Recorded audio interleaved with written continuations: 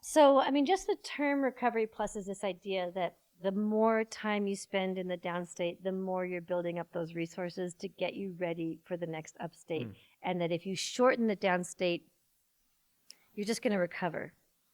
But if you, and that's fine, you'll get back to your baseline. But if you give yourself more time in the downstate, you'll actually produce more replenishment of those nutrients and resources so that the next time you have an upstate, you'll be able to recover beyond that and go to plus, right? You'll be able to like ratchet up your performance. Right. So the Recovery Plus plan was really a way of, the whatever, that's autonomic sleep, exercise, nutrition, obviously. And it's a way to just sort of organize people's behavior so that they could try to do one thing per domain for each week. Right. So it's a 4-week thing, but it could be a 4-month thing. It could be a 4-season thing. Like, it really just depends on how long people take to create a habit out of each action item. So if you just, you can actually just, go 4 times. Yeah, why not? So the point is that, on the first week, you're going to try something from the autonomic domain. Sure. And I call these action items, but there's about 7 that I put in the book. Okay. And what this is like, just choose one. Just choose the easiest one that you can bring into your life and start doing it on a daily basis, right? And we talked about the slow, deep breathing. Nasal breathing is a big part of it, right?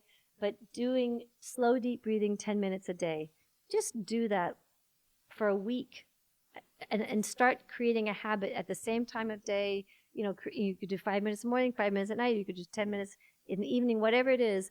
Just start that process. And nasal is important because you're stimulating the olfactory bulb, which goes back to the limbic system, or is it different than that? Well, I mean, there is some real benefits, cognitive benefits to nasal breathing, but it really is because nasal breathing is there's a book called Breath by James Nestor. Highly recommend. It's so funny. Someone just recommended it to me. Oh, yeah, it's great. The other day. He actually put the quote on the front of the book because I was so inspired by him. I said, "Hey, man, you gotta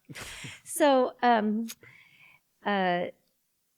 So nasal breathing is better than mouth breathing because nasal breathing, on a very simple level, there's a whole bunch of more stuff he has to say about it, but on a very simple level, it slows down your breathing rate. And so it's an easier way for you to match your respiration and your heart rate. It also creates a filter through your nose to basically filter the air. It gives you moist air rather than the dry air that you get through your mouth, so it's better to decrease asthma. So it's just a way healthier way of breathing, and it's kind of a lost art that we really should try to re-engage. And there's all sorts of cognitive benefits that's shown from nasal breathing over mouth breathing. Got it. So slow, deep nasal breathing might be the first thing you do. The second week, you're going to choose something from the sleep aisle. And, early to bed is one that we've already talked about why that's beneficial because it's going to increase your slow wave sleep. So then you got those 2 things going. On the next week, you might choose something from the exercise. And this really, exercise is obviously something that it depends on who you are, right? You could be somebody who really never exercises. So all you need to do is just do the recommended dosage of exercise, which is 30 minutes 3 times a week, do something. Take a walk, do something. Or you could choose something from like an expertise aisle and say, well, I'm going to start using HRV to determine my workout routine, right? That's a real advanced exercise person. So you could choose. Then you choose, and so then you have got 3 weeks going. In the 4th week, you go into the nutrition. Maybe you choose eat breakfast because that's something that's easy to do, and you know that that's when your metabolism at its height, and you can jumpstart your upstate by eating.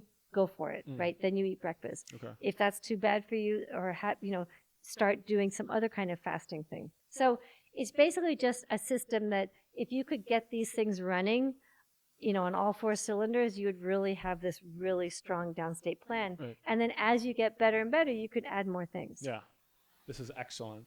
And Thanks. I think, it's, I love the fact that it provides people with autonomy, right? Yeah.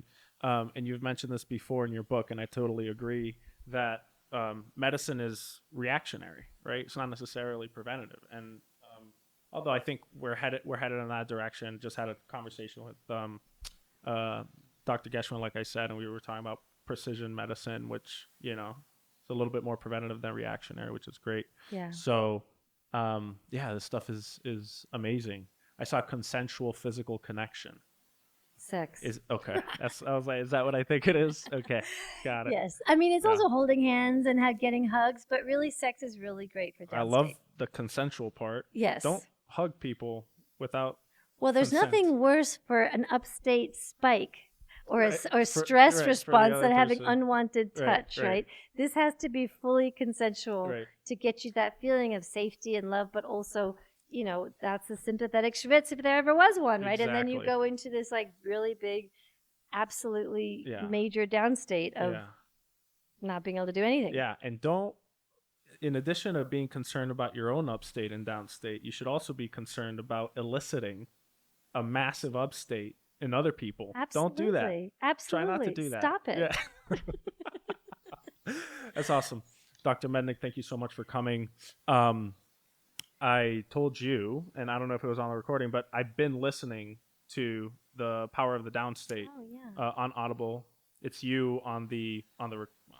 It's me right? on You the recorded recording. it? I read it. Sounds amazing. Thank you. It's amazing thus far. I think I don't know. I think I'm through like the first part. There's 3 parts, and I think it's awesome.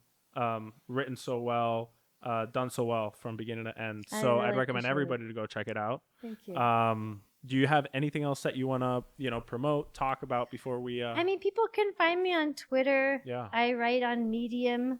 And yeah, that's my external persona. Yeah. So reach out to you on Twitter if they have any questions or anything like that. Yeah, that's a good idea. Yeah, that sounds good. Did you say what your Twitter handle was or no? Sara_Mednick. Okay. I also have a website, Sara Mednick, and my email's there in case you have questions. Okay. Yeah. All right. Awesome. All right, everybody. A pleasure having Dr. Sara Mednick on. Thank you so much. I learned so much. I hope you come back because there's plenty more to talk about. Yeah, That's sure. for sure. Thanks so much. All right, everybody. Thank you so much for joining us. Most importantly, stay safe, be well, and embrace the downstate.